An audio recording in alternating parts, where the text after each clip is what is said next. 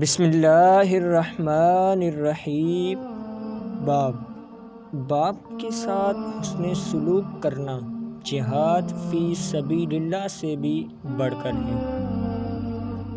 باپ اولاد کے لیے ڈھال ہے جو کبھی اپنی اولاد سے غافل نہیں ہوتا۔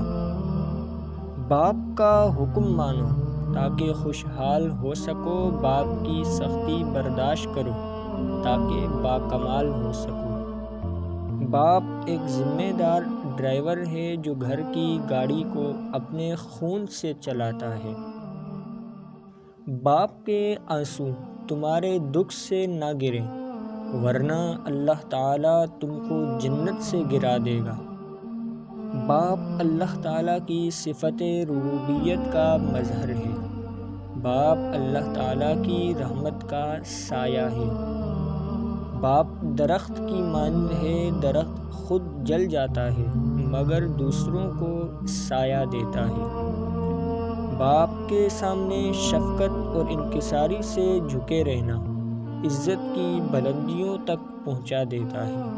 باپ ایک ایسی کتاب ہے جس پر تجربات تحریر ہوتے ہیں، اسے اپنے سے دور مت کرنا۔